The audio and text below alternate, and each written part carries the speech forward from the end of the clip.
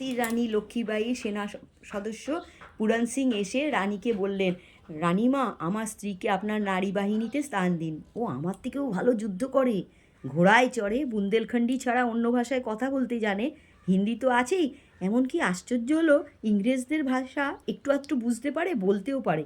রানী লক্ষ্মীবাঈ তো অবাক হলেন, বলে কি, এই ঝাঁসির পাশে থাকা গ্রামের মেয়ের এত গুণ কীভাবে?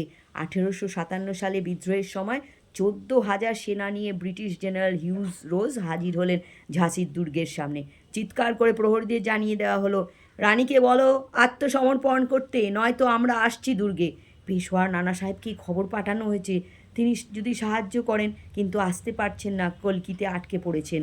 আর তাতিয়া টোপি পরাজিত, সুতরাং লক্ষ্মীবাঈকে হয় সরাসরি যুদ্ধে নামতে হবে, নচেত পলায়ন। ঝলকারি বাই হাতে তরবারি নিয়ে হাজির, রানীকে বললেন, আপনি ভান্দরি দরজার দিক থেকে বেরিয়ে যান, আমরা এই দিকটা সামলে নেব। রানী বলল, তোমাদের ফেলে রেখে যাবো কিভাবে? তোমরাও চলো, আমি পালাবো আর তোমরা এখানে প্রাণ দেবে? এটা হয় না। ঝলকারি মিনতি করে বলল, আমরা প্রাণ দেব না, আপনাকে না পেলে ইংরেজ সেনা দুর্গ দখল করতে পারে, কিন্তু আমাদের মেরে লাভ কী? তবে আমরা ওদের ব্যস্ত করে দেবো অন্যভাবে, চিন্তা করবেন না, আপনি পালান। রানী পালাচ্ছেন, কিন্তু জেনারেল রোজ সেই খবর পেয়ে গেলেন। উপসেনাকর্তা লেফটেন্যান্ট বেকারকে বললে, রানী যাচ্ছে কলকির দিকে, ওখানে পেশোয়া আছে, মিট করবে, যাও আটকাও, আমি এদিকটা দেখছি। পুরন সিং ঝলকারিকে বলল, চলো আমরা বেরিয়ে যাই, এখানে আজ নয় কাল একটু পরে ইংরেজ ঢুকবে, আমি ইংরেজদের সেনায় নাম লেখাতে পারবো না, চলো পালাই। ঝলকারি রাজি নয়, তার মাথায় অন্য কিছু ঘুরছে। সে হঠাৎ দেখতে পেল রানীর একটা ঘোড়া দুর্গের আস্তাবল থেকে বেরিয়ে আসছে। তাকে অনেকক্ষণ খাবার দেওয়া হয়নি। রানীর ঘোড়া সর্বদা যে বেঁধে রাখা হয় এমনটা নয়, তারা সকলে অনুগত, বাধ্য, তাই পালাবে না। সেই ঘোড়ার সাজ সজ্জা, রানী এখন অশ্বারোহী নয়, ঠিক তেমনই। মাথায় কিছু একটা চিন্তার উদয় হলো। ঝলকারি হঠাৎ ঘরের মধ্যে ঢুকে পড়ে সাজগোজ শুরু করেছে। পুরন সিং আরও অবাক, ঝলকারি কি পাগল হয়ে গেছেন নাকি? এখন সাজগোজের সময়?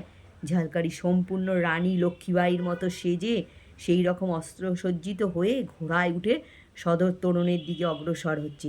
পুরন সিং গোটা দুর্গের অন্দরে থাকা রানীর কর্মী সেনাদল এর চোখ বিস্ফারিত। ঝলকারি কী করতে চলেছে? পুরনকে ঝলকারি কানে কানে কিছু বলল। পুরন মাথা নাড়ছে। ঝলকারি তার হাত ধরে অনুনয় করলো। এবার পুরন হাত ধরল ঝলকারি। ঝলকারির মুখে হাসি। পুরন তাকিয়ে দেখলো সদর তোরণ খুলে ঘোড়া নিয়ে বেরিয়ে যাচ্ছে ঝলকারি। পিছন থেকে তাকে দেখে ভুল হয়, সত্যি বুঝি রানী? আর সেই বিভ্রান্তিতেই দিতে চায় ব্রিটিশদের ঝলকারি। অতএব সে সোজা বাইরে এসে ব্রিটিশ সেনাকে বলল, আমি রানী লক্ষ্মীবাঈ, তোমাদের জেনারেলের কাছে নিয়ে চলো।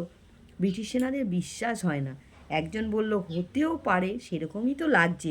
অতএব ঝলকারিকে হাজির করানো হলো জেনারেল রোজের কাছে। এক ভারতীয় নারীর ওড়না সরিয়ে মুখ দেখতে পারে না পরপুরুষ, তাও আবার ভিনদেশি।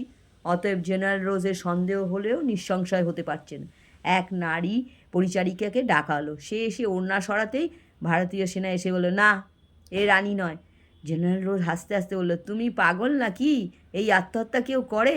এদিকে রানী তো স্যারেন্ডার করেছে বলে আমরা সর্বত্র খবর পাঠাচ্ছি, আর এখন দেখছি তুমি মিথ্যা রানী। এখন যদি মেরে ফেলি? ঝলকারি আঁচল উড়িয়ে তরবারি বের করে বলল, মার দে, मैं क्या मरने से डरता हूँ। জেনারেল রোজ বললে, ওকে বন্দি করে রাখো। ততক্ষণে আসল কাজ সম্পন্ন। এই যে সময়টা নষ্ট হলো ব্রিটিশের, তার মধ্যে রানী অনেকটা দূর, রানী লক্ষ্মীবাঈ অনেক দূর পালিয়ে গিয়েছেন। লেফটেন্যান্ট বেকার এখনই রওনা হতে পারেনি এই ঝলকারি নাটকের সাক্ষী হতে গিয়ে। রানী লক্ষ্মীবাঈ 107 কিলোমিটার দূরে কলকিতে এসে ঠিক করলেন গোয়ালিয়র আক্রমণ করবেন। তার দুর্গ ব্রিটিশ দখল করে নিয়েছে ততক্ষণে। ব্রিটিশের দাসত্ব স্বীকার করা গোয়ালিয়রের শাসকের দুর্গ দখল করবেন, কিন্তু এই জন্য সমমনস্ক রাজাদের একজোট হতে হবে। রানী চিঠি লিখলেন মহারাজ মর্দান সিংকে। বুন্দেল বংশের রাজা, জনপ্রিয় এবং সাহসী যোদ্ধা। বানপুর চান্দেরি হলো মর্দান সিংয়ের রাজত্ব রাজধানী।